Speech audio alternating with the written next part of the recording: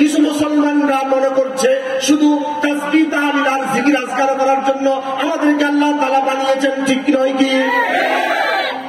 এখন আপনি দেখবেন আগে 33 দানার তাসবিহ ছড়া ছিল, ওটা এখন 100 দানা ফাড়িয়ে 1000 দানার তাসবিহ পরিণত হয়েছে। তারা মনে করছে আল্লাহ তাআলা খলিফা সৃষ্টি করেছে তাসবিহ তাহলিল করার জন্য, জিকির আজকার করার জন্য।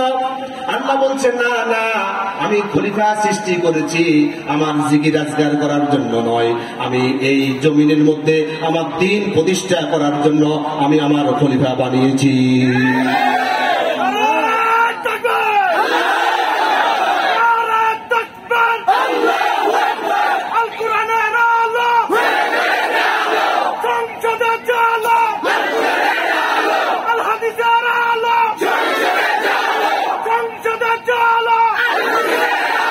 চলছিল ধ্বংসের এক অজানা পথে, সে কঠিন পরিস্থিতির মধ্যে মানবতার মুক্তি আন্দোলনের এক মহানায়ক যেন আল্লাহ সুবহানাহু ওয়া তাআলা পৃথিবীবাসীর জন্য নিয়ামত হিসেবে উপস্থাপন করে দিলেন। সুবহানাল্লাহ। সাইয়্যিদুল মুরসালিন রাহমাতুল লিল আলামিন আশরাফুল আম্বিয়া নবী মুহাম্মদ রাসূলুল্লাহ সাল্লাল্লাহু আলাইহি সাল্লামের রওজা পারে আমরা দুরূদ ও সালাম পেশ করে শুরু করছি। আল্লাহ সুবহানাহু ওয়া তাআলা আজকের আলোচনা আমাকে সর্বপ্রথম এবং আমার সকল শ্রোতাবৃন্দকে আমলের নিয়তে বলার, শোনার এবং প্রয়োজনীয় তথ্যভিত্তিক নির্ভেজাল কথাগুলো যাতে আল্লাহ সুবহানাহু ওয়া তাআলা তার বান্দার জবানে জারি করে দেয়, এই জন্য আল্লাহ সুবহানাহু ওয়া তাআলার কাছে আমরা দোয়া কামনা করছি। আল্লাহ তাআলা তৌফিক দান করুন, আমরা বলি আমিন। সম্মানিত উপস্থিতি, আমরা জানি মহান আল্লাহ সুবহানাহু ওয়া তাআলা এই পৃথিবী সৃষ্টি করেছেন। এই পৃথিবী সৃষ্টির পর আল্লাহ সুবহানাহু ওয়া তাআলা জিন জাতিকে এই পৃথিবীর মধ্যে প্রেরণ করেছেন। এই পৃথিবীর সমতল ভূমিতে সর্বপ্রথম বাসিন্দা কারা? জিন জাতি। কোন জাতি ভাই? জিন জাতি। আজকে যে টপিকস নিয়ে আমরা কথা বলবো, এই টপিকস আমরা মোটামুটি একটা কনসেপ্ট নিয়ে ফিরবো, বলি ইনশাআল্লাহ। আমার ভাইরা কি বসার জায়গা পাচ্ছেন না? একটু দয়া করে আমার ভাইদেরকে একটু জায়গা করে দেন, ওনারা বসে যান। বলতে চাচ্ছিলাম, পৃথিবীর সমতল ভূমিতে আল্লাহ সুবহানাহু ওয়া তাআলা বসবাস করার জন্য সর্বপ্রথম জিন জাতিকে প্রেরণ করেছেন। জিন জাতি কিছুদিন বসবাস করার পর তারা আল্লাহ সুবহানাহু ওয়া তাআলার বিধান দিয়ে তারা নিজেরা আর পরিচালিত হতে তাদের ইচ্ছা করে না। যেমন আমরা এখন আল্লাহর বিধান দিয়ে ব্যক্তি, পরিবার, সমাজ, রাষ্ট্র পরিচালিত হোক, এটা আমাদের ভালো লাগে না। তখন জিন জাতিদের মধ্যে এই খাসলত সৃষ্টি হলো যে আমরা আমাদের নিজস্ব মন মস্তিষ্ক প্রসূত আইন দিয়ে চলবো, আল্লাহর আইন প্রয়োজন নাই।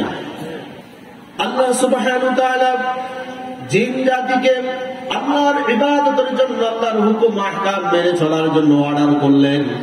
কিন্তু কিছুদিন পর ওই জিন জাতিরা আল্লাহ সুবহানাহু ওয়া তাআলার এই হুকুম আহকামকে পৃষ্ঠ প্রদর্শন করে নিজের মতো করে তারা জীবনযাপন শুরু করে দিল। আল্লাহ রাব্বুল আলামিন ফেরেশতাদেরকে পাঠালেন আর বললেন, আমার জমিন থেকে এই জিন জাতিদেরকে তোমরা সমতল ভূমি থেকে তাড়িয়ে বন জঙ্গলে তাদেরকে পাঠিয়ে দাও, এইখানে তোমরা বসবাস শুরু করো। ফেরেশতারা চলে আসলো, জমিন থেকে সকল জিন জাতিকে হটাইয়া তারা এই সমতল ভূমিতে বসবাস করে শুরু করলো। তাহলে সমতল ভূমিতে দ্বিতীয় বাসিন্দা কারা? ফেরেশতারা। ফেরেশতাদের মধ্যে একটা ধারণা তৈরি হলো, জিন জাতিরা আল্লাহর অমান্য হওয়ার কারণে, আল্লাহর বিধানের দিকে তারা পৃষ্ঠ প্রদর্শন করার কারণে আল্লাহ সুবহানাহু ওয়া তাআলা তাদেরকে জমিন থেকে বিতাড়িত করে দিয়েছে। আমরা তো আল্লাহর হুকুম কখনো লঙ্ঘন করি না, আল্লাহর হুকুমের অবাধ্য আমরা হই না। সুতরাং আল্লাহর সকল সৃষ্টির চাইতে শ্রেষ্ঠ জাতি হচ্ছে আমরা ফেরেশতারা। ফেরেশতা যখন এই চিন্তা পালন করছিল, আমরা হচ্ছি সবচাইতে শ্রেষ্ঠ জাতি, এই চিন্তা কেউ জানে না, জানেন তিনি কে? ফেরেশতাদের মনের ভিতরে যে চিন্তা জাগ্রত হলো জিনজাতি আল্লাহর অমান্য হওয়ার কারণে, আল্লাহর অবাধ্য হওয়ার কারণে তাদেরকে আল্লাহ সুবহানাহু ওয়া তাআলা বিতাড়িত করে এই জমিন থেকে অন্যত্র পাঠিয়ে দিল, আমাদেরকে এখানে বসবাসের সুযোগ করে দিল। এখন আমরা তো আল্লাহর অবাধ্য কখন হব না, কখন আমরা পাপ কি জিনিস এটা কখন আমরা জানি না, এই পাপ আমরা কখনো করব না। সুতরাং আমরাই হচ্ছি সর্বশ্রেষ্ঠ জাতি। এই ধারণা যখন তারা করলো, আল্লাহ রাব্বুল আলামিন তাদেরকে এই মুহূর্তে একটা মেসেজ দিয়ে দিলেন। রব্বুল আলামিন কোরআন মাজিদের 2 নম্বর সূরা আল বাকারার 30 নম্বর আয়াত রব্বুল আলামিন বলছেন, وَإِذْ قَالَ رَبُّكَ لِلْمَلَائِكَةِ إِنِّي جَاعِلٌ فِي الْأَرْضِ خَلِيفَةً। স্মরণ করুন সে সময়ের কথা যখন আপনার রব ফেরেশতাদের উদ্দেশ্যে বলেছিল, আমি আমার জমিনের মধ্যে আমি খলিফা সৃষ্টি করব। আল্লাহ রাব্বুল আলামিন তাদের কাছে পরামর্শ চাইলেন নাকি সিদ্ধান্ত জানালেন? সিদ্ধান্ত জানালেন। আমার আল্লাহ সুবহানাহু ওয়া তাআলা তিনি কি কারোর সাথে পরামর্শ করা দরকার আছে? তিনি কি কারোর সাথে কোনো যোগ জিজ্ঞাসা করে তারপর তিনি সিদ্ধান্ত নেবেন, এরকম কোন বিষয় কি আল্লাহর জন্য আছে? আমার আল্লাহ সুবহানাহু ওয়া তাআলা বলছেন, ফাআলুল লিমা ইউরিদ, তিনি যা ইচ্ছা তাই তিনি করতে পারেন। তিনি কে?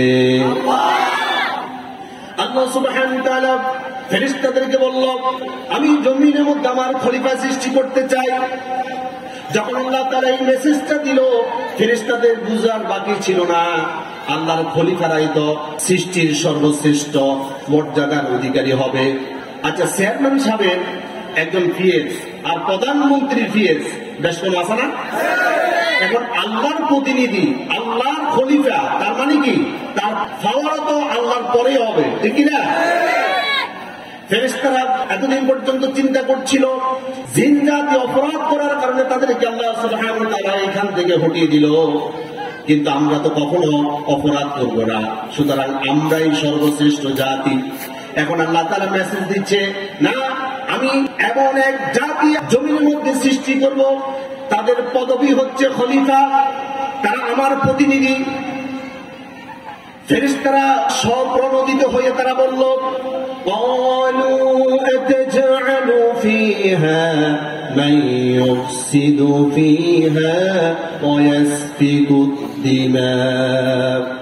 আল্লাহ তাআলা, আপনি কি এমন কোন জাতি সৃষ্টি করতে চাচ্ছেন যারা জিন জাতির মতো ফিতনা ফাসাদ করবে, মারামারি কাটাকাটি করবে, খুন হত্যার হাজারি করবে, আপনার অবাধ্য হবে? আপনি কি এমন কোন জাতি সৃষ্টি করতে চান নাকি আপনি?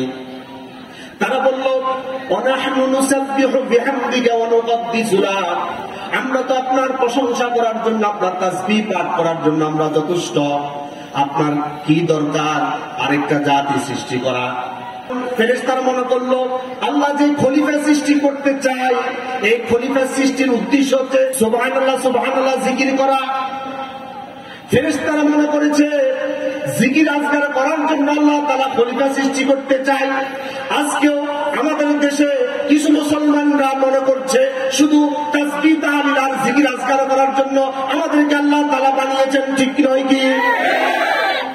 এখন আপনি দেখবেন আগে 33 দানার তাসবিহ ছড়া ছিল, ওটা এখন 100 দানা ফাড়িয়ে 1000 দানার তাসবিহ পরিণত হয়েছে। তারা মনে করছে আল্লাহ তাআলা খলিফা সৃষ্টি করেছে তাসবিহ তাহলিল করার জন্য, জিকির আজকার করার জন্য। আল্লাহ বলছে, না না, আমি খলিফা সৃষ্টি করেছি আমার জিকির আজকার করার জন্য নয়, আমি এই জমিনের মধ্যে আমার দ্বীন প্রতিষ্ঠা করার জন্য আমি আমার খলিফা বানিয়েছি।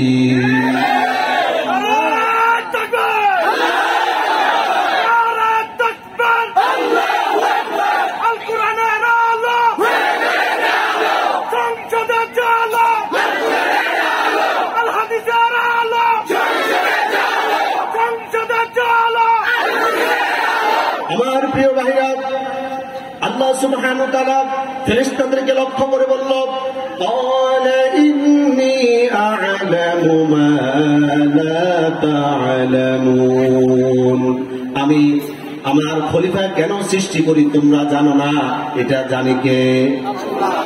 আল্লাহ তাআলা বলছেন ইন্নী আ'লামু, আমি জানি, মা লা তা'লামুন, তোমরা জানো না। আল্লাহ সুবহানাহু ওয়া তাআলা ফেরেশতাদের পরামর্শকে অ্যাভয়েড করে ওনার সিদ্ধান্ত বাস্তবায়ন করার জন্য গোটা পৃথিবীর পৃষ্ঠদেশ থেকে আল্লাহ সুবহানাহু ওয়া তাআলা মাটি সংগ্রহ করা শুরু করলেন। নবী করিম সাল্লাল্লাহু আলাইহি সাল্লাম বলছে আল্লাহ সুবহানাহু ওয়া তাআলা গোটা পৃথিবীর থেকে এক মুষ্টি মাটি নিলেন। এই মাটির মধ্যে এমন কিছু প্রভাব আছে যে প্রভাবগুলো বনি আদমের উপর প্রভাব বিস্তার করেছেন। অর্থাৎ পৃথিবীর কোন অংশের মাটি লাল, এই জন্য কোন মানুষের রং হয় লাল। আবার কিছু কিছু অংশের মাটি হয় সাদা, এই জন্য কোন বনি আদম সাদা হয়, কেউ লালও নয় সাদাও নয়, এর মাঝামাঝি। রাসূলুল্লাহ সাল্লাল্লাহু আলাইহি সাল্লাম বলছেন এটা হচ্ছে ওই মাটির প্রভাব। আসুন রাসূলের হাদিস থেকে শুনি। জামিউ তিরমিজির হাদিস, হাদিস নাম্বার 2955। عن أبي موسى الأشعري رضي الله تعالى عنه قال قال رسول الله صلى الله عليه وسلم إن الله تعالى خلق آدم من قبضة قبضها من جميع الأرض فجاءوا بنو آدم على قدر الأرض। নবী করিম সাল্লাল্লাহু আলাইহি সাল্লাম বলছেন ইন্নাল্লাহ তাআলা খলাক আদম, আল্লাহ সুবহানাহু ওয়া তাআলা যখন আদম আলাইহিস সালাতু ওয়াস সালামকে বানানোর জন্য সিদ্ধান্ত নিল, মিন কবদাতিন কবদাহা মিন জামিইল আরদি, গোটা পৃথিবীর পৃষ্ঠদেশ থেকে সকল প্রকার মাটিগুলো আল্লাহ সুবহানাহু ওয়া তাআলা জমা করলেন। জমা করার পর আল্লাহ রাব্বুল আলামিন এই মাটি দিয়ে তিনি এই আদমকে বানালেন। ফাজাউ বানু আদম আলা কদারিল আরদি, ওই জমিন থেকে যে মাটিগুলো আল্লাহ রাব্বুল আলামিন সংগ্রহ করলেন, সংগ্রহকৃত মাটিগুলো যেমন বিভিন্ন প্রকারের হয়, বনি আদমরা এর প্রভাবে প্রভাবিত হওয়ার কারণে মানুষগুলো বিভিন্ন কালারের হয়। রাসূলুল্লাহ বলছেন ফাজাউ মিনহুমুল আহমার, কোন বনি আদম হয় লাল, ওয়াল আবিয়াদু, কেউ হয় সাদা, অবাইনা যালিক, কেউ সাদা নয় লাল নয়, এর মাঝামাঝি। রাসূল পাক সাল্লাল্লাহু আলাইহি সাল্লাম বলছেন এটা হচ্ছে মাটির প্রভাব। কোন জায়গার মাটি হচ্ছে লাল, এই জন্য ওই প্রভাবের কারণে কোন মানুষ হয় লাল, আবার কোন মানুষ হয় কালো, কারণ কোন মাটির অংশ হচ্ছে কালো। নবীজি সাল্লাল্লাহু আলাইহি সাল্লাম বলছেন ওয়াস-সাহলু ওয়াল হাজনু ওয়াল খাবীথু ওয়াত-তাইয়্যিব, কোন মাটি নরম প্রকৃতির, একেবারে কোমল, এই জন্য কোন বনি আদমের হৃদয় হয় কোমল, আবার কেউ হয় খুব রুক্ষ, খুব মেজাজি, খুব শক্ত, এমন কিছু মানুষ আছে না নাই? নবীজি সাল্লাল্লাহু আলাইহি সাল্লাম বলছেন এটা হচ্ছে মাটির প্রভাব। আল্লাহ সুবহানাহু ওয়া তাআলা আদম আলাইহিস সালাতু ওয়াস সালামকে অর্থাৎ আল্লাহর খলিফাকে কিভাবে বানালেন কোরআন মাজিদের 3টা স্টেপ বর্ণনা করেছেন। আসুন আমরা কোরআনের আয়াত থেকে শুনি। প্রথম স্টেপ আল্লাহ রাব্বুল আলামিন বর্ণনা করছেন ওয়ালাকাদ খলাকনাল ইনসানা মিন সালসালিন মিন হামাইন মাসনুন, আমি মানুষকে সৃষ্টি করেছি শুকনো ঠনঠনে মাটিগুলো সংগ্রহ করেছি, মিন হামাইন মাসনুন, এরপর কালসে কাদামাটি দিয়ে আমি তাদেরকে তৈরি করেছি। অর্থাৎ আল্লাহ রাব্বুল আলামিন গোটা পৃথিবীর পৃষ্ঠদেশ থেকে শুকনা মাটিগুলো সংগ্রহ করল। এরপর এই শুকনা মাটির মধ্যে আল্লাহ সুবহানাহু ওয়া তাআলা পানি ঢেলে দিলেন।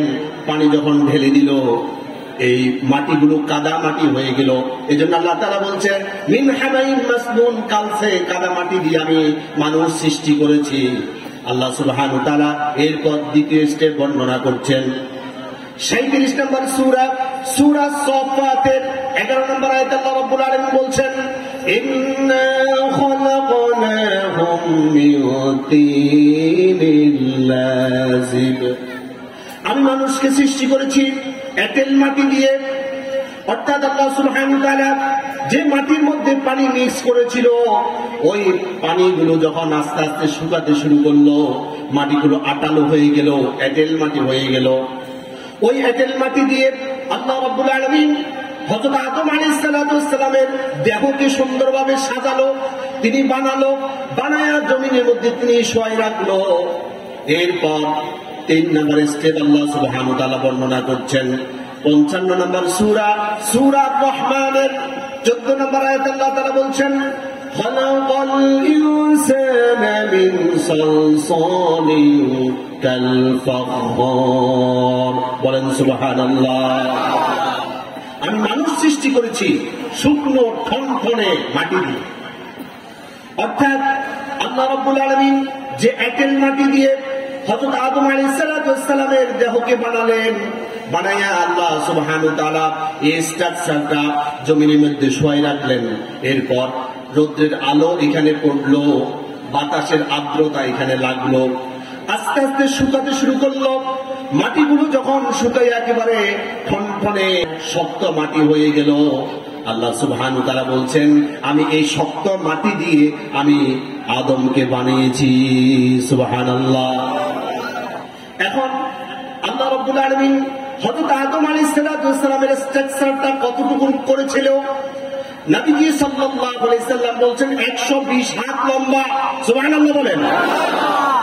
আদম আলাইহিস সালামের যে দেহটা আল্লাহ তাআলা তৈরি করলো, এটার লম্বা কতটুকু? 120 হাত। সহিহ বুখারীর হাদিস, হাদিস নাম্বার 3326। عن أبي هريرة رضي الله تعالى عنه قال قال رسول الله صلى الله عليه وسلم خلق الله آدم وطوله 60 ذراعا। নবীজি সাল্লাল্লাহু আলাইহি সাল্লাম বলছেন, আদম আলাইহিস সালামকে আল্লাহ রাব্বুল আলামিন বানিয়েছেন ওয়াতুলুহু 60 যিরাআ, 60 গজ লম্বা। হাতের আঙ্গুলের মাথা থেকে কনুই পর্যন্ত এতটুকুকে বলে ইয়াদুন। ইয়াদুন অর্থ হাত। আর আঙ্গুলের মাথা থেকে একেবারে বাহু পর্যন্ত পুরা হাতটাকে বলা হয় যিরাআ।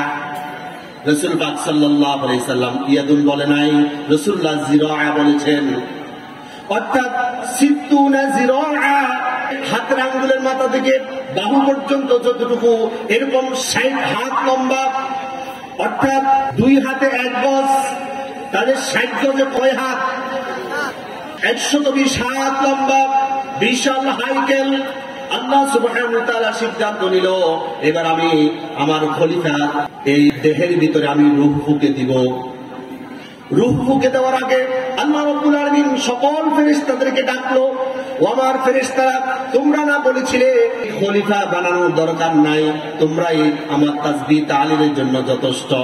আসো আসো, তোমরা দেখো আমার খলিফার চারদিকে তোমরা দাঁড়াও। গোল হয়ে দাঁড়িয়ে সবাই তাকিয়ে আছে, এই বুঝি আল্লাহর খলিফা।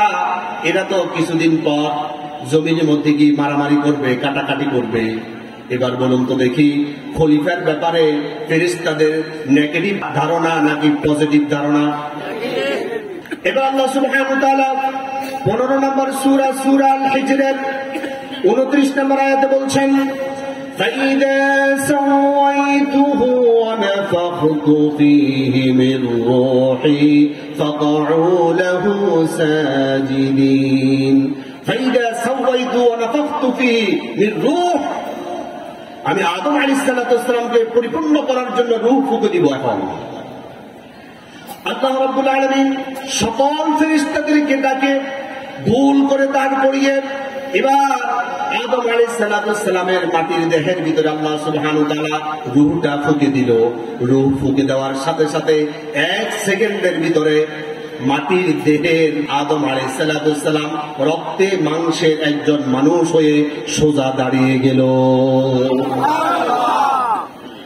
দাঁড়ানোর পর আল্লাহ সুবহানাহু ওয়া তাআলা এবার 2 নম্বর সূরা সূরা আল বাকারা 31 নম্বর আয়াতে বলছেন, وعلم آدم الأسماء كلها ثم عرضهم على الملائكة فقال أنبئوني بأسماء هؤلاء إن كنتم صادقين।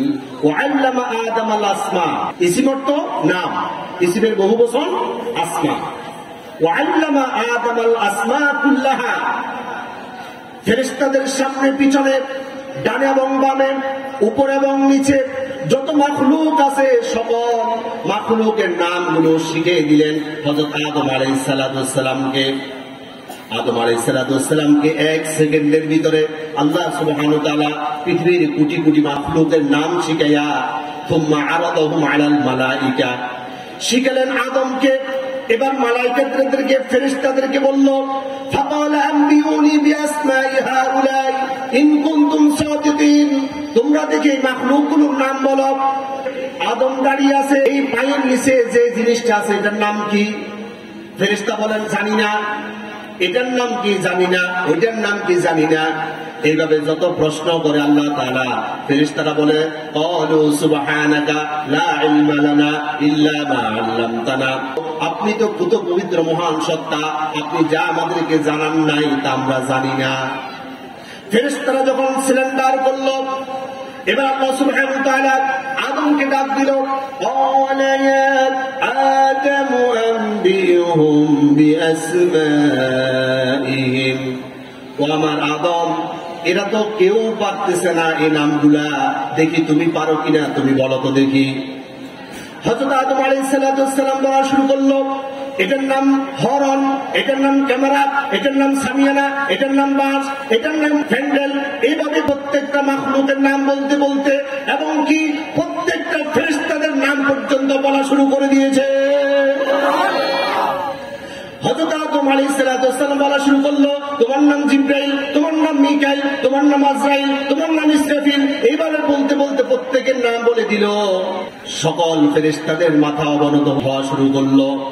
আরে কি আশ্চর্য, মাত্র 3 মিনিট বয়স, এই আদম সবকিছু জানে। আমাদের এক একজন ফেরেশতার বয়স হাজার হাজার বছর, আমরা কিচ্ছুই জানি না। আপনি একটা মোবাইল কিনলেন, নতুন মোবাইল, এই মোবাইলের ভিতরে আপনার যত পছন্দের জিনিস আছে এখানে কি পাওয়া যাবে? নতুন মোবাইলটা একেবারে খালি না, কিন্তু আপনার কাছে একটা মেমোরি আছে, যে মেমোরি কার্ডের ভিতরে আপনার পছন্দের সব জিনিসগুলো লোড করা আছে। এখন এই সামান্য এই মেমোরিটা যদি নতুন মোবাইলের ভিতরে ঢুকে দেওয়া যায়, 1 সেকেন্ডে সকল তথ্যগুলো ওই মোবাইলের ভিতরে পাওয়া যাবে কি যাবে না? আজকের বিজ্ঞান যদি এই 1 সেকেন্ডের ভিতরে একটা মেমোরি লোড করে তথ্য উপাত্তগুলো তাৎক্ষণিকভাবে ওপেন করে দেখা যায়, আল্লাহ সুবহানাহু ওয়া তাআলা এর চাইতে আরো আধুনিক পদ্ধতিতে 1 সেকেন্ডের ভিতরে হযরত আদম আলাইহিস সালামের মেমোরির ভিতরে কোটি কোটি মাখলুকের নাম আল্লাহ সুবহানাহু ওয়া তাআলা ঢুকিয়ে দিতে পারে কি পারে না?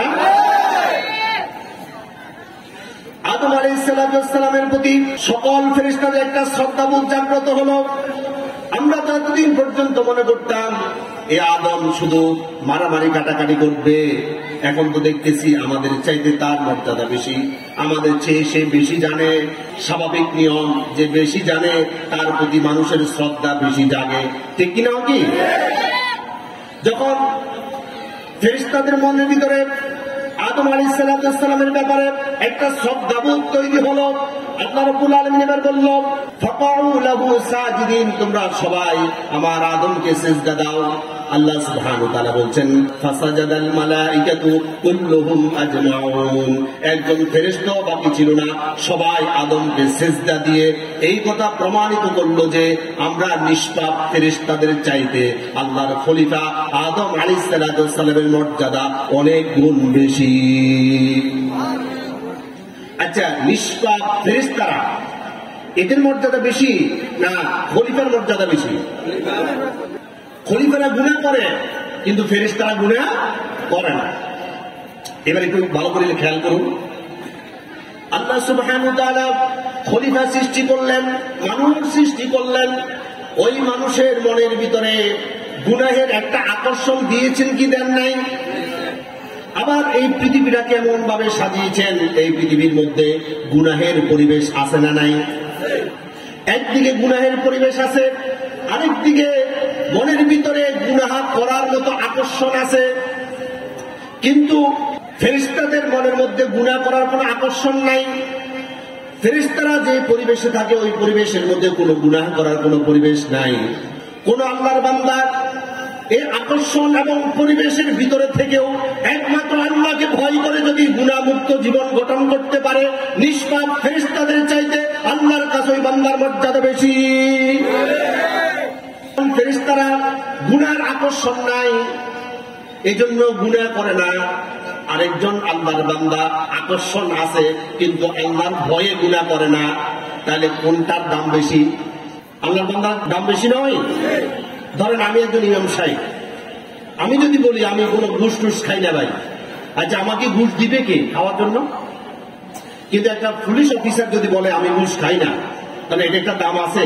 কারণ পুলিশ অফিসারের যে টেবিলে তিনি কাজ করে সেখানে ঘুষের তুফান চলছে, ঠিক কি নয় কি? এখন ফেরেশতারা গুনাহ করার আকর্ষণ নাই, এজন্য গুনাহ করে না। কিন্তু আল্লাহর খলিফারা গুনাহ করার আকর্ষণ আছে, কিন্তু আল্লাহর ভয়ে গুনাহ করে না। আল্লাহর কাছে এটা বেশি পছন্দের।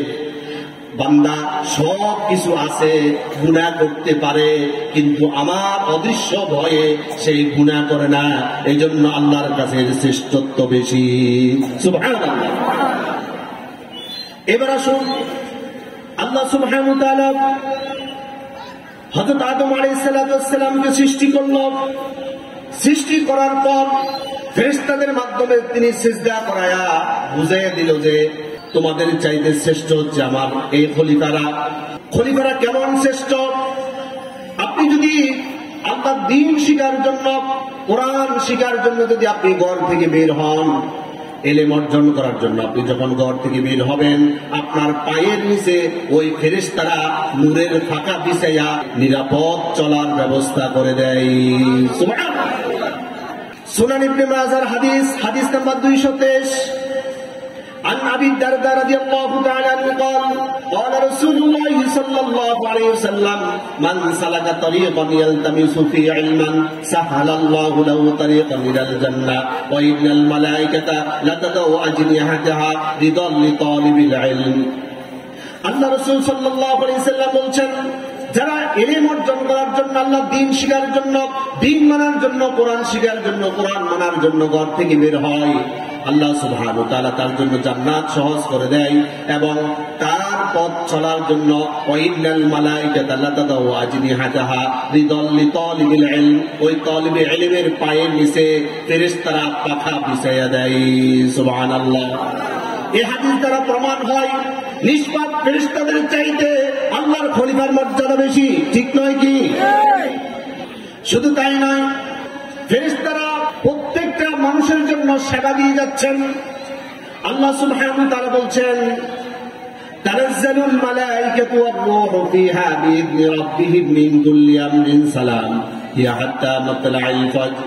অর্থাৎ রমজান মাসের শেষ দশকে যখন শবে কদর আসে, আল্লাহ সুবহানাহু ওয়া তাআলা বলছেন তানাজ্জালুল মালাইকা, মালাইকাতরা দলে দলে এসে আল্লাহর খলিফাদেরকে সালাম দিতে থাকে।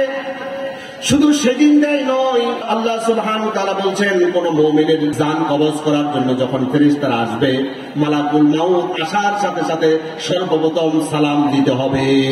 সুবহানাল্লাহ বললেন না? আল্লাহর কোরআন থেকে শুনুন, কোরআন মাজিদের 16 নম্বর সূরা আন-নাহলের 32 নম্বর আয়াত আল্লাহ তাআলা বলছেন, আল্লাযীনা তাতাওয়াফাহুমুল মালাইকাতু তাইয়িবিনা ইয়াকুলুনা সালাম। মালাকুল মাউত যখন আমার কোন মুমিন বান্দার পবিত্র আত্মা নেওয়ার জন্য আসবে, আসা মাত্র ইয়াকুলুনা সালাম, সর্বপ্রথম সালাম দিতে হবে। হযরত মূসা আলাইহিস সালামের জান কবজ করার জন্য মালাকুল মাউত ফেরেশতা এসেছিল। আসার সাথে সাথে তিনি সালাম দেয় নাই। মূসা আলাইহিস সালাম খুব মেজাজি মানুষ ছিল, সাথে সাথে দিয়ে দিল একটা থাপ্পড় দিয়েছে মুখে, থাপ্পড়টা পড়েছে চোখে, চোখটা কানা হয়ে গেছে। মালাকুল মাউতকে থাপ্পড় মারছে কে? মূসা আলাইহিস সালাম। আপনারা মনে করতেছেন আমি বানায় কথা বলতেছি না? আসুন তাহলে রাসূলের হাদিস থেকে শুনি। সহিহ বুখারীর হাদিস নাম্বার 3407, عن أبي هريرة رضي الله تعالى عنه قال أرسل ملك الموت إلى موسى عليه الصلاة والسلام فلما جاءه صدقه فرجع إلى ربه فقال أرسلتني إلى عبد لا يريد الموت। আবু হুরায়রা রাদিয়াল্লাহু তাআলা আনহু বলছেন, নবী করিম সাল্লাল্লাহু আলাইহি ওয়াসাল্লাম ইরশাদ করছেন, উরসিলা মালাকুল মাউত ইলা মূসা আলাইহিস সালাতু ওয়াস সালাম। মালাকুল মাউত আল্লাহ সুবহানাহু ওয়া তাআলা প্রেরণ করলো। মালাকুল মাউত ফেরেশতা মূসা আলাইহিস সালাতু ওয়াস সালামের কাছে এসে তিনি পরিচয় দিল আল্লাহ সুবহানাহু ওয়া তাআলা আমাকে আপনার কাছে পাঠিয়েছেন আপনার জান কবজ করার জন্য। ফালাম্মা জাআহু সাক্কাহু, তিনি একটা সক্কড়া বসাই দিলেন।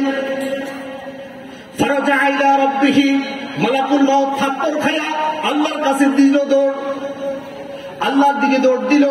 আর যাই বলল, ফাকালা আরসালতানি ইলা আবদিন, ও আমার আল্লাহ, আপনি কোন বান্দার কাছে আমাকে পাঠাইছেন? লা ইউরিদুল মাউতা, সে তো মরতে চাই না। মুহাদ্দিসে কেরাম বলছেন, মূসা আলাইহিস সালাতু ওয়াস সালাম জানতেন তিনি আল্লাহর খলিফা, আল্লাহর দ্বীনের জন্য তিনি কি না করেছেন। আল্লাহর প্রত্যেকটা হুকুমকে বাস্তবায়ন করার জন্য, আল্লাহর প্রত্যেকটা হুকুমকে, আল্লাহর দ্বীনকে এই জমিনের মধ্যে প্রতিষ্ঠা করার জন্য তিনি লড়াইয়ের পর লড়াই করেছেন, তিনি দিনের পর দিন খেটেছে। এরপর এখন তাকে আল্লাহর দরবারে নিয়ে যাওয়া হবে। ফেরেশতা মালাকুল মাউত এসে আমাকে সালাম দেওয়ার কথা, তিনি যখন আমাকে সালাম না দিয়ে আমার জান কবজ করতে চাইল, আমি থাপ্পড় দিয়ে বুঝাই দিলাম যে সালাম প্রাপ্য, তাকে সালাম না দেওয়া বেয়াদবি, এই বেয়াদবি আমি সহ্য করলাম না। আল্লাহু আকবার। আল্লাহ সুবহানাহু ওয়া তাআলা মালাকুল মাউতকে বলল, ক্বালা আরজি ইলাইহি, আবার যাও আমার বান্দার কাছে। ফাকুল লাহু ইয়াদাউ ইয়াদাহু আলা মাকরি সাউরিন ফালাহু বিমা গাত্তাত ইয়াদাহু শাআরাতি সানাতিন, অর্থাৎ আমার বান্দার কাছে যাও, তার সামনে একটা গরুর বাচ্চা দেখবা, পিঠের উপর তার হাতটা একটু মাসে করার জন্য, তার হাতের সাথে যত পশম লাগবে প্রত্যেকটা পশমের বিনিময় আমি 1 বছর করে তার হায়াত বাড়িয়ে দিব। মালাকুল মাউত ফেরেশতা মূসা আলাইহিস সালামের কাছে আসলো, এসে প্রস্তাব দিল।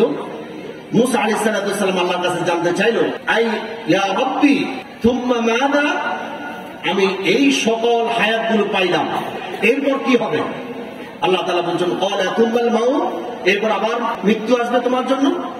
মূসা আলাইহিস সালাম বলল, যখন এত হায়াত পাওয়ার পরেও মৃত্যুবরণ করতে হবে, তাহলে আর থাকি লাভ নাই।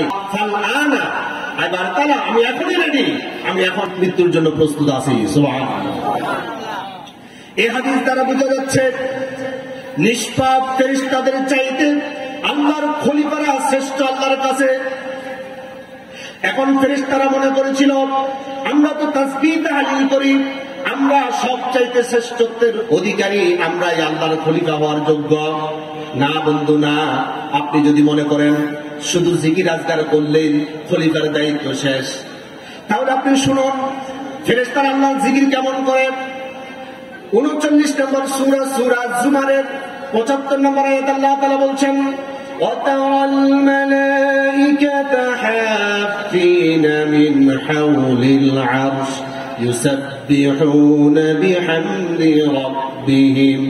ইয়া রাসূলুল্লাহ, আপনি দেখবেন আরশের চারপাশে গোল হয়ে দাঁড়িয়ে ফেরেশতারা ইউসাব্বিহুনা বিহামদি রাব্বিহিম, তারা গোল হয়ে দাঁড়িয়ে আল্লাহর প্রশংসা করতেই আছে অনবরত। শুধু তাই নয়, আল্লাহর কোরআনের আরেকটা আয়াত শুনুন, 40 নম্বর সূরা মুমিনের 7 নম্বর আয়াত আল্লাহ তাআলা বলছেন, আল্লাযীনা ইয়াহমিলুনাল আরশা ওয়া মান হাওলাহু ইউসাব্বিহুনা বিহামদি রাব্বিহিম। আরশ বহনকারী যে ফেরেশতা আছে, আরশ বহনকারী ফেরেশতা কতজন? 8 জন। মাশাআল্লাহ, আমার ভাই জানে কয়জন? 8 জন। এটা কোথায় পাইছেন? কোরআন মাজিদে 69 নম্বর সূরা আল হাক্কার 17 নম্বর আয়াতে আল্লাহ তাআলা বলছেন, ওয়া ইয়াহমিলু আরশা রাব্বিকা ফাওকাহুম ইয়াওমাইদিন সামানিয়া। সামানিয়া অর্থ কত? 8। আল্লাহ রাব্বুল আলামিন বলছেন, আল্লাযীনা ইয়াহমিলুনাল আরশা ওয়া মান হাওলাহু ইউসাব্বিহুনা বিহামদি রাব্বিহিম। আরশের চারপাশে এবং আরশ কাঁধে নিয়ে যে ফেরেশতারা দাঁড়িয়ে আছে, তারা অনবরত ইউসাব্বিহুনা বিহামদি রাব্বিহিম, আল্লাহর প্রশংসা এবং তাসবিহ পাঠ করছে। এই আয়াতে কারিমা তাফসীরে খাজান প্রণেতা তিনি বলছেন, ওয়াহুম মিনাল কাররুবিয়িন সাফুহুম মিয়াতু আলফিন লা ইহসা আদাদুহুম। সুবহানাল্লাহ। তাফসীরে খাজান প্রণেতা তিনি বলছেন, ওয়াহুম মিনাল কাররুবিয়িন, এই যে আল্লাহর আরশের চতুর্পাশে গোল হয়ে দাঁড়িয়ে আল্লাহ তাসবিহ পাঠ করছে, এই ফেরেশতাদের নাম হচ্ছে কাররুবিয়িন ফেরেশতা। সাফুহুম মিয়াতু আলফিন, এই যে আল্লাহর আরশ আজিমের চারদিকে দাঁড়িয়ে কাতার বন্দী হয়ে দাঁড়িয়ে দাঁড়িয়ে আল্লাহর ফেরেশতারা আল্লাহর প্রশংসা করছে। কাতারের সংখ্যা হচ্ছে 1,00,000 কাতার। 1,00,000 কাতার। এক কাতারে কত সংখ্যা ফেরেশতা আছে, লা ইউহসা আদাদুহুম, এটা আমার আল্লাহ ছাড়া গণনা করার কোন সাধ্য পৃথিবীর কোন মাখলুকের নাই। সুবহানাল্লাহ। আমরা মনে করছি শুধু আমরাই তাসবিহ তাহলিল করি, আমরা মনে করতেছি তাসবিহ তাহলিল করা শুধু খলিফার দায়িত্ব। আল্লাহ রাব্বুল আলামিন বলছে না। তোমরা কি জানো আকাশের জমিনে যত মাখলুক আছে সবাই আমার তাসবিহ পড়তেছে? সুবহানাল্লাহ বলেন। কোরআন মাজিদের 17 নম্বর সূরা বনী ইসরাঈলের 44 নম্বর আয়াত আল্লাহ তাআলা বলছেন, তুসাব্বিহু লাহুস সামাওয়াতুস সাবউ ওয়াল আরদু মান ফীহিন্না, সাত আকাশে এবং জমিনে যত মাখলুক আছে সবাই আমার তাসবিহ করতেছে। ওয়া ইন মিন শাইইন ইল্লা ইউসাব্বিহু বিহামদিহি ওয়ালাকিন লা তাফকাহুনা তাসবিহাহুম, প্রত্যেকে আমার তাসবিহ করতেছে, ওয়ালাকিন লা তাফকাহুনা তাসবিহাহুম, তোমরা তাদের তাসবিহ গুলো বুঝো না, তোমরা বুঝো না, কিন্তু প্রত্যেকে তাসবিহ করতেছে। শুধু তাই না, আল্লাহ রাব্বুল আলামিন বলছেন তোমরা শুধু নামাজ পড়ছো তা নয়, আকাশে যত মাখলুক আছে, জমিনে যত মাখলুক আছে সবাই নামাজ পড়ে। সুবহানাল্লাহ বলবেন না? 24 নম্বর সূরা নূরের 41 নম্বর আয়াত আল্লাহ তাআলা বলছেন, আলাম তারা আন্নাল্লাহা ইউসাব্বিহু লাহু মান ফিস সামাওয়াতি ওয়াল আরদি ওয়াত তায়রু সাফফাত কুল্লুন ক্বাদ আলিমা সালাতাহু ওয়া তাসবিহাহু। ইয়া রাসূলুল্লাহ, আপনি দেখবেন আকাশের উড়ন্ত পাখিগুলো তারা সারিবদ্ধভাবে আমার তাসবিহ পড়তেছে, তারা নামাজ পড়তেছে। কুল্লুন ক্বাদ আলিমা সালাতাহু, সালাত অর্থ কি? নামাজ। সালাত অর্থ নামাজ। কুল্লুন ক্বাদ আলিমা সালাতাহু ওয়া তাসবিহাহু, প্রত্যেকে আমার জন্য নামাজ পড়ে, তাসবিহ পড়ে। এটা খলিফার কাজ নয়। খলিফার কাজ হচ্ছে আল্লাহর জমিনে আল্লাহর দ্বীনকে প্রতিষ্ঠা করা। সুবহানাল্লাহ বলেন। আপনি ভালোভাবে লক্ষ্য করুন, যদি নামাজ পড়া খলিফার দায়িত্ব হতো তাহলে আকাশে যত মাখলুক আছে, জমিনে যত মাখলুক আছে সবাই আল্লাহর খলিফা হয়ে যেত। যদি তাসবিহ তাহলিল করলে আল্লাহর খলিফা হওয়া যেত, তাহলে ফেরেশতারা আল্লাহর খলিফা হয়ে যেত। শুধু তাই নয়, আল্লাহ সুবহানাহু ওয়া তাআলা বলছেন আকাশে আমি কোনো খলিফা দিই নাই, আকাশে আমার আইন দিয়ে আমি চালাচ্ছি ডাইরেক্ট। ওই সমুদ্রের দিকে তাকাও, সমুদ্রে আমার কোনো খলিফা নাই, ওইখানে আমি নিজে চালাচ্ছি আমার আইন দিয়ে। বন জঙ্গলের দিকে তাকাও, সেখানেও আমার আইন চলে, সেখানে কোনো খলিফা দিই নাই, কিন্তু আমার আইন তোমরা বাস্তবায়ন করার জন্য আমি তোমাদেরকে খলিফা বানাইয়া আমার প্রতিনিধি হিসাবে আমার এই জমিনের মধ্যে পাঠিয়েছি। আপনি আকাশের দিকে তাকান, আল্লাহ তাআলা কি বলছে শুনুন। 36 নম্বর সূরা ইয়াসিনের 39 নম্বর আয়াত আল্লাহ তাআলা বলছেন, وَالْقَمَرَ قَدَّرْنَاهُ مَنَازِلَ حَتَّى عَادَ كَالْعُرْجُونِ الْقَدِيمِ। وَالْقَمَرَ قَدَّرْنَاهُ مَنَازِلَ, আমি চন্দ্রের জন্য মঞ্জিল নির্ধারণ করে দিয়েছি। এই আয়াত কারিমার তাফসিরে জালালাইন প্রণেতা তিনি বলছেন আকাশে শুধু চাঁদের জন্য 28টা মঞ্জিল আছে, 28টা স্টেপ আছে।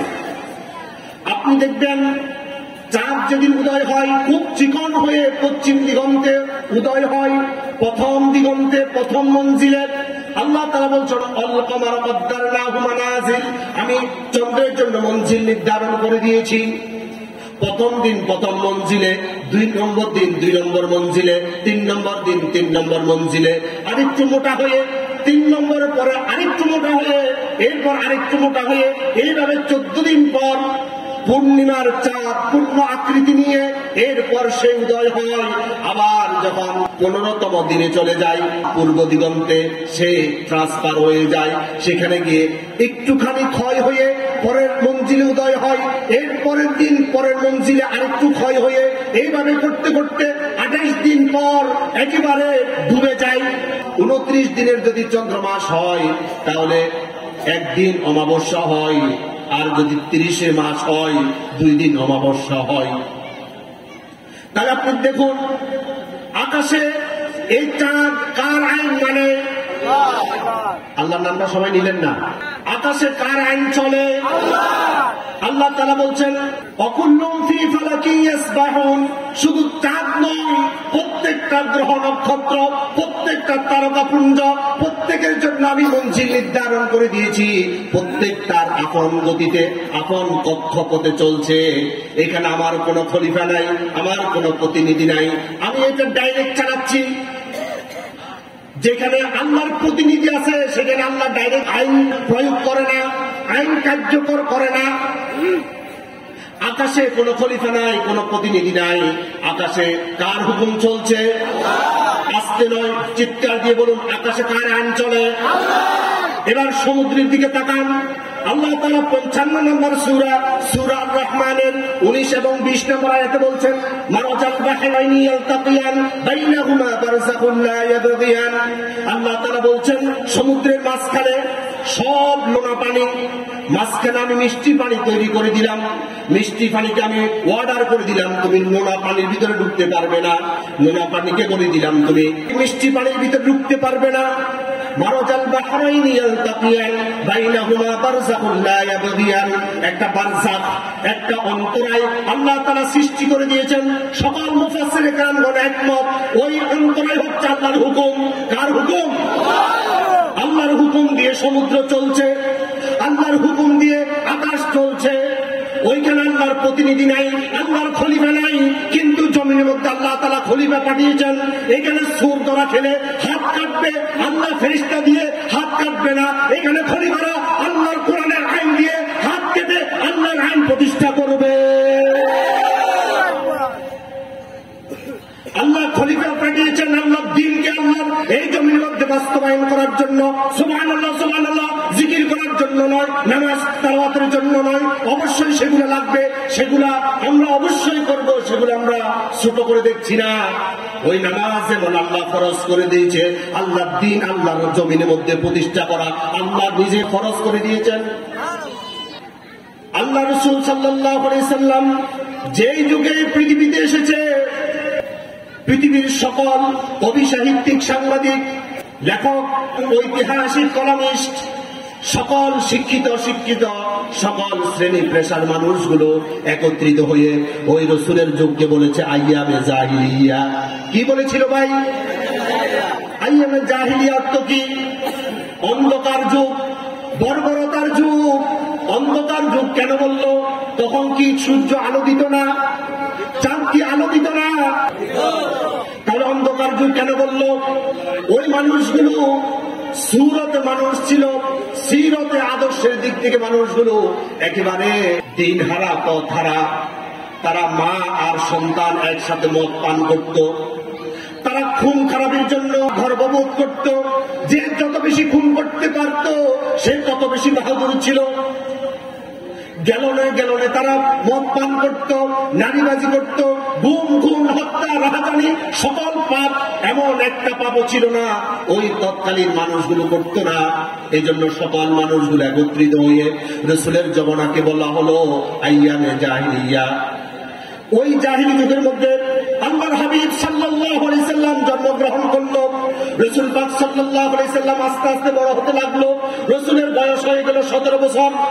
কত বছর ভাই? রাসূলুল্লাহ সমাজের এই অবক্ষয় দেখে আর নিজেকে স্থির রাখতে পারল না। তিনি উঠে দাঁড়িয়ে গেল, সমবয়সী যুবকদেরকে নিয়ে একটা সংগঠন তৈরি করলো। ওই সংগঠনের নাম দিল হিলফুল ফুজুল সংগঠন। রাসূলের সংগঠনের নাম কি? রাসূল পাক সাল্লাল্লাহু আলাইহি সাল্লাম সমবয়সী যুবকদেরকে নিয়ে হিলফুল ফুজুল সংগঠনের মাধ্যমে প্রত্যেকটা মানুষের ধারে ধারে গিয়ে দাওয়াতি কাজ শুরু করলো। আমার ভাইরা, তোমরা হত্যা করো না, রাহাজানি করো না, চুরি করো না, ডাকাতি করো না, জেনা ব্যভিচারে লিপ্ত হইও না। রাসূলুল্লাহ এভাবে দাওয়াত দিতে দিতে রাসূলের বয়স হয়ে গেল 40 বছর। কত বছর? 17 থেকে 40 পর্যন্ত কত বছর হলো? 23 বছর। রাসূলুল্লাহ দেখলো একজন মানুষও রাসূলের দাওয়াত গ্রহণ করলো না। রাসূল খুব পেরেশান হয়ে গেল। রাসূলুল্লাহ হেরা পাহাড়ে চলে গেল। ওই হেরা গুহার মধ্যে বসে আল্লাহর কাছে দোয়া করতে লাগলো, আল্লাহ 23টা বছর যুবকদেরকে দিনই আমি অক্লান্ত পরিশ্রম করেছি, একজন মানুষকে আমি হেদায়েতের সোনালী অধ্যায়ের মধ্যে তাদেরকে আমি প্রবেশ করাতে পারি নাই। আল্লাহ তুমি আমাকে সাহায্য করো। আল্লাহ সুবহানাহু ওয়া তাআলা রাসূলের দোয়া কবুল করে নিলেন আর আল্লাহর কোরআন রাসূলের উপর নাজিল করা শুরু করে দিলেন। রাসূলের কাছে চলে এসেছে মহাগ্রন্থ, কালজয়ী চিরন্তন গ্রন্থ, মহা নিয়ামত আল্লাহর কোরআন আল্লাহ তাআলা দিয়ে দিল। আল্লাহ রাসূল সাল্লাল্লাহু আলাইহি সাল্লাম কোরআন পেয়ে গেল। 40 বছর থেকে রাসূল আবার ঘুরে দাঁড়ালো, আবার হাতের মধ্যে আল্লাহর কোরআন নিল, বুকের মধ্যে সাহস নিয়ে আল্লাহর দ্বীন প্রতিষ্ঠার জন্য রাসূল আবার সামনে এগিয়ে পথ চলা শুরু করলো। রাসূল আবার দাওয়াত দিতে শুরু করলো। রাসূলের বয়স হয়ে গেল 63 বছর। কত বছর? 40 থেকে 63 কত বছর? রাসূলুল্লাহ তাকিয়ে দেখলো 17 থেকে 40 বছর পর্যন্ত প্রথম 23 বছরে একজন আল্লাহ রাসূলের দ্বীন কবুল করে নাই, পাপাচার থেকে তারা নিজেদেরকে নিবৃত করতে পারে নাই। পরের 23 বছরে লক্ষ লক্ষ মানুষ হেদায়েতের আলোয় আলোকিত হয়ে গেল। এটার কারিশমা কার? আল্লাহর কোরআনে। আমরা এই কথা বলতে চাই, কোন দল কোথায় যাবে, কোন নেতা কি করবে এটা আমার দেখার বিষয় নয়। আমার কথা হচ্ছে দল বদল হবে, নেতা বদল হবে, নেতৃত্ব বদল হবে, আল্লাহর কোরআনের আইন বদল হবে না। ঠিক নয় কি? রাসূল পাক সাল্লাল্লাহু আলাইহি সাল্লাম দেখলো প্রথম 23 বছর একজনও হেদায়েতের পথে আসে নাই। দ্বিতীয় 23 বছরে যখন রাসূলুল্লাহ কোরআন হাতে নিয়ে আল্লাহর দ্বীন প্রতিষ্ঠার কাজে নিজের জীবন যৌবন সবকিছু ঢেলে সাজানোর জন্য তিনি দাওয়াতি ময়দানে অবতীর্ণ হলো। দ্বিতীয় 23 বছরে কোরআনের আলোয় লক্ষ লক্ষ মানুষ হেদায়েত পেয়ে গেল। এবার রাসূলুল্লাহ বলল, খায়রুল কুরুনি করনি, সর্বশ্রেষ্ঠ যুগ আমার যুগ। ও পৃথিবীর মানুষরা শুনে রাখো, রাসূলুল্লাহ ওপেন চ্যালেঞ্জ করলো পৃথিবীর সকল কবি, সাহিত্যিক, সাংবাদিক, ঐতিহাসিক, কলামিস্ট, শিক্ষিত অশিক্ষিত সকল শ্রেণী পেশার মানুষ, তোমরা বলেছিলে আমার যুগ আইয়ামে জাহিলিয়ার যুগ। আমি রাসূল কোরআন দিয়ে এমন একটা পরিবেশ তৈরি করেছি, আমি সাক্ষ্য দিচ্ছি আমার যুগ সর্বশ্রেষ্ঠ যুগ। আল্লাহু আকবার।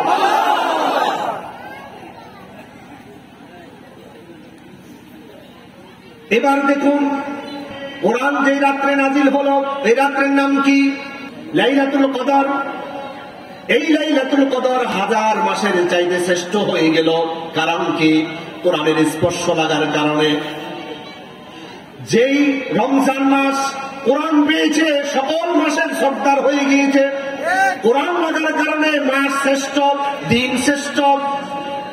যে রাসূলের উপর কোরআন নাযিল হয়েছে সকল নবীদের সর্দার রাসূলুল্লাহ, সুবহানাল্লাহ। যেই ফেরেশতার মাধ্যমে কোরআন নাযিল হয়েছে ওই ফেরেশতা সকল ফেরেশতাদের সর্দার হয়ে গিয়েছে।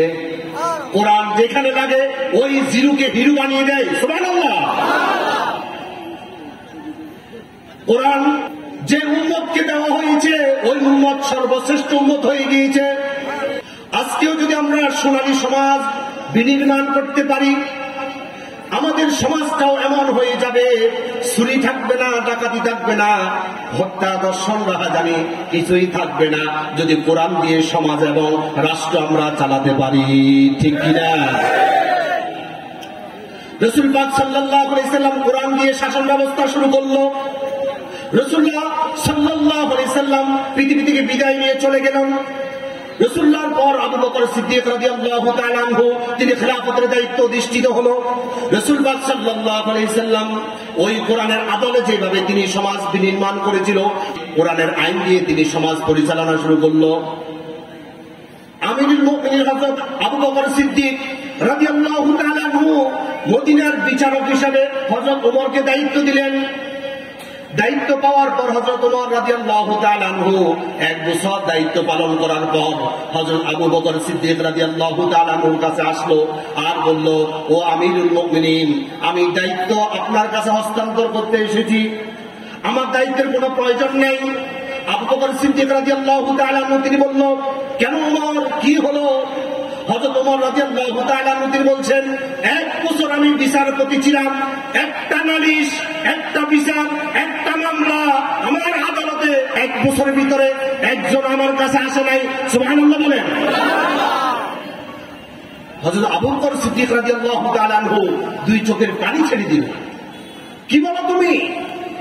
এমন কি সুন্দর সমাজ বিনির্মিত হলো, এই সমাজে একটা মানুষের প্রতি একটা মানুষের রাগ নাই, অভিযোগ নাই, কোন ধরনের তার ব্যাপারে কোনো হিংসা নাই, বিদ্বেষ নাই, বিভেদ বৈষম্য নাই। হযরত আবু বকর সিদ্দিক রাদিয়াল্লাহু তাআলা আনহু চোখের পানি ছেড়ে দিয়ে বলল, ওমর তুমি কি জানো, এই সমাজের মানুষগুলোই তো হত্যা রাহাজানি নিয়ে তারা গর্ববোধ করত। আজ কোরআনের স্পর্শে আসার কারণে এই গোটা সমাজ এমন ভাবে পরিবর্তন হলো, চুরি নাই, ডাকাতি নাই, হত্যা রাহাজানি সবকিছু বন্ধ হয়ে সোনার সমাজ বিনির্মিত হয়ে গেল।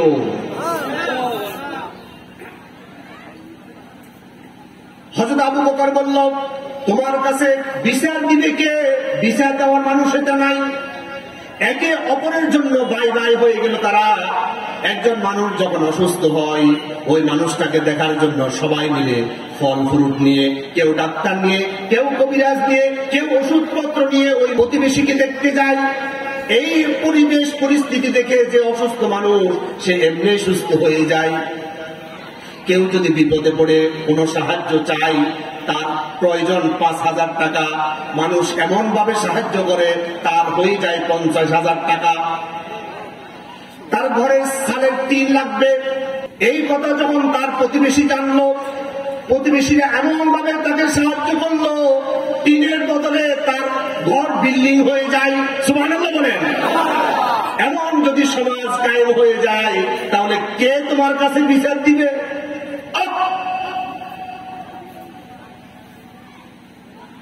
আমরা দেখতে পাচ্ছি বাংলাদেশ স্বাধীনতার পর থেকে এ পর্যন্ত 1/2 শতাব্দী পেরিয়ে গেল, আজ পর্যন্ত ব্রিটিশ আইন থেকে বের হয়ে আল্লাহর কোরআনের আইন প্রতিষ্ঠা করতে আমরা এখনো পারি নাই। ঠিক কিনা? আল্লাহর আইন হচ্ছে চোর যখন ধরা পড়বে তার হাত কেটে দাও। ব্রিটিশ আইন হচ্ছে তাকে জেলে দাও। কেউ যদি অবিবাহিত অবস্থায় জেনা করে তাকে 100 বেত লাগাও। ব্রিটিশ আইন হচ্ছে না, তাকে জেলে দাও। আমরা দেখতে পাচ্ছি ব্রিটিশ আইন দিয়ে 1/2 শতাব্দী পার হয়ে গেল, এখন পর্যন্ত চুরি কি বন্ধ হয়েছে? এখন কিছু নাস্তিকরা তারা বলে যে এটা বর্বর আইন, একটা মানুষ চুরি করলো তার হাত কাটি দিবে, এটা কি হয়? ইসলামী সরকার যদি প্রতিষ্ঠা হয়ে যায়, সরকার প্রত্যেকটা জনগণের খাদ্য, বস্ত্র, বাসস্থান, শিক্ষা, চিকিৎসা, এই 5টা ফান্ডামেন্টাল রাইটস, মৌলিক চাহিদা পূরণ করবে সরকার নিজে।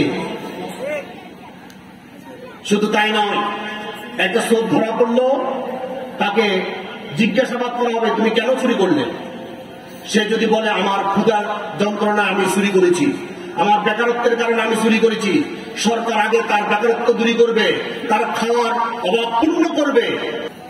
সরকারি তহবিল থেকে সে যদি যুবক হয় তার কর্মসংস্থানের ব্যবস্থা করে দিবে। ওই চোর যদি বৃদ্ধ হয় তাকে বৃদ্ধ ভাতার ব্যবস্থা করে দিবে। এরপর তাকে বলা হবে তুমি নেক্সট টাইম আর চুরি করবে না। এরপরে যদি আবার চুরি করে, আবার তাকে প্রশ্ন করা হবে কেন তুমি চুরি করলে। সে যদি সঠিকভাবে ব্যাখ্যা দিতে না পারে তখন তার হাত কাটা হবে। হাত কাটা হবে কিভাবে? সকল মানুষগুলো জড়ো হবে একটা মাঠে, একটা ময়দানে, সকল মিডিয়াগুলো একসাথে হবে, সবাই দেখবে চুরির শাস্তি হচ্ছে আল্লাহর আইন দিয়ে হাত কাটা হবে। আল্লাহর আইন দিয়ে হাত কাটার দৃশ্য যখন পুরা দেশের মানুষ দেখবে, বাকি সকল চোরগুলো একদিনে সিধা হয়ে যাবে। এখন এই আইন পাশ করবে কে? এখন একটা চোর ধরা পড়লো, আমরা সামাজিক ভাবে ধরে তার হাত কাটি দিলাম, আমরা সবাই মিলে মামলা খাইতে হবে না? খাইতে হবে কিনা? আমরা তো পারবো না, এটা সংসদ থেকে আইন পাশ করে আসতে হবে। আগামী জানুয়ারির 1 তারিখ থেকে আল্লাহর বিধান 6 নম্বর সূরা মাইদা 38 নম্বর আয়াত, ওয়াসারিকু ওয়াসারিকাতু ফাকাতু আইদিয়াহুমা, চোর পুরুষ হোক চোর নারী হোক তার হাত কেটে দেওয়া হবে। আগামী 1 তারিখ থেকে এটা কার্যকর হবে। সকল টিভি চ্যানেলগুলোর মধ্যে এটা প্রচার করে দেওয়া হবে। প্রচার করে দেওয়ার পর এটা কার্যকরী শুরু হবে। এখন এটা যদি আমরা করি, আমরা মামলা খাবো, কিন্তু সংসদ থেকে যখন পাশ হয়ে আসবে তখন প্রশাসন নিজেই এটা করতে বাধ্য থাকবে, ঠিক কিনা? এখন আমরা সবাই নেতাদেরকে সংসদে ঢুকেছি, তাদেরকে যারা নিজেরাই চোর, ঠিক না? তারা চিন্তা করে যদি কোরআনের এই আইন পাশ হয়ে যায়, চুরি করলে হাত কাটা যাবে, তাহলে আমরা নিজেরাই তো একটা হাতও নিয়ে এই দেশ থেকে পালাতে পারবো না, ঠিক না? আমরা দেখেছি যারা দেশ প্রেম বলে বলে চিৎকার চেঁচামেচি করত, তারাই এই দেশ থেকে পালিয়েছে। যদি আল্লাহর আইন বাস্তবায়ন হতো, আল্লাহর আইন দিয়ে পৃথিবী চলতো, এ দেশ চলতো, একজনও তার পুরা হাত নিয়ে পালাতে পারত না। জেনা করলে 100 বার, 24 নম্বর সূরা নূরের 2 নম্বর আয়াত, আয-যানিয়াতু ওয়াজ-যানি ফাজলিদু কুল্লা ওয়াহিদিন মিনহুমা মিয়াতা জালদা। মিয়াতুর অর্থ কি? 100। মিয়াতা জালদা, 100 ব্যাগ লাগাও। সবার সামনে 100 ব্যাগ দেওয়া হবে। এই দৃশ্য যারাই দেখবে, যত জেনাকার আছে সবগুলো একদিনে সিধা হয়ে যাবে, ঠিক কিনা? এই আইন সংসদে পাশ করবে কারা? সংসদ যারা চালাচ্ছে প্রত্যেকের সাথে পরকীয় প্রেম আছে না নাই? তারা বুঝে জাতে মাতাল তালে ঠিক। তারা মনে করে যে এই আইন যদি বাংলাদেশের পাশ হয়, প্রথমে আমার পিঠের চামড়া থাকবে না। প্রিয় ভাইরা, একেবারে ইমানের দাবিতে একেবারে নিরপেক্ষভাবে একটা কথা আমাকে বলেন, এই কোরআনটা কার? এতটুকু বিশ্বাস আমাদের সবার আছে কিনা? এই কোরআনের মধ্যে যত কথা আছে সবগুলো কার? এইখানে যে আল্লাহ ব্যতীত আর কোনো কথা নাই, এটার উপর সবাই ঈমান আছে তো? আছে। এখন এই কথাগুলো বাস্তবায়ন করার জন্য আমাদেরকে আল্লাহ তাআলা খলিফা বানাইয়া পৃথিবীতে পাঠালেন। আমি আগেও বলেছি, আল্লাহ তাআলা আকাশে খলিফা প্রেরণ করেন নাই, খলিফা দেন নাই। সেখানে আল্লাহ তাআলা ডাইরেক্ট হুকুম দিয়ে ডাইরেক্ট তার আইন চালাচ্ছেন। সাগরে কোনো খলিফা দেয় নাই, সেখানে আল্লাহ সুবহানাহু ওয়া তাআলা নিজেই হুকুম দিয়ে নিজেই তার আইন বাস্তবায়ন করছেন। কিন্তু পৃথিবীর জমিনে সংসদে কে পাশ করবে কে পাশ করবে না, এটা আল্লাহ দেখার বিষয় নয়। আল্লাহ তাআলা কোরআন দিল আর তোমাদেরকে খেলাফতের দায়িত্ব দিল। সংসদে তোমরা প্রত্যেকে মিলে খেলাফতের দায়িত্ব যদি তোমরা ধরে রাখতে চাও, তাহলে আল্লাহর বিধানকে সংসদে ঢুকাইতে হবে আর এই দেশকে আল্লাহর কোরআনের রঙে রঙিন করতে হবে। এই কোরআনের প্রত্যেকটা কথা, এই প্রত্যেকটা কথা কার? আল্লাহ বলেছেন চোর ধরা পড়লে হাত কাটা হবে, জেনাকুর ধরা পড়লে ব্যাট মারা হবে। আচ্ছা, আমার আল্লাহ কি এই কথাগুলো বলেছেন অপ্রয়োজনীয় না প্রয়োজনে? আমার আল্লাহ কি অপ্রয়োজনীয় কথা বলতে পারে? আমার আল্লাহর শান এটা মানায় না। আমার আল্লাহ অহেতুক অপ্রয়োজনীয় কথা বলতে পারেন না। এই ঈমান প্রত্যেককে আগে ধারণ করতে হবে। আমার আল্লাহ অপ্রয়োজনীয় একটা কথা বলে নাই। সুতরাং আমার আল্লাহ যদি প্রয়োজনীয় কথা বলেই থাকে, আল্লাহর প্রত্যেকটা বিধান প্রত্যেকটা সমাজে প্রত্যেকটা সময় প্রত্যেকটা ক্ষেত্রে বিধানকে বাস্তবায়ন করা, এটা কি প্রয়োজনীয় না অপ্রয়োজনীয়?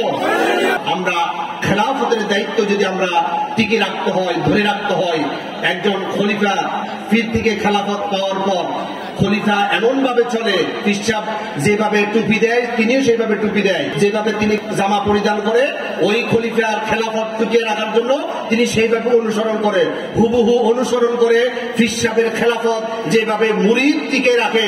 আমাদের প্রত্যেকটা মুমিন মুসলমানকে আল্লাহর খেলাফত টিকে রাখার জন্য কোরআনের প্রত্যেকটা বিধানকে হুবহু অনুসরণ করার জন্য আল্লাহ তাআলা আমাদের প্রত্যেককে তৌফিক দান করুন। আমরা বলি আমিন। হাযা মা ইনদি ওয়াল ইলমু ইনদাল্লাহ আলাইহি তাওয়াক্কালতু ওয়া ইলাইহি উনীব। আসসালামু আলাইকুম ওয়া রাহমাতুল্লাহ।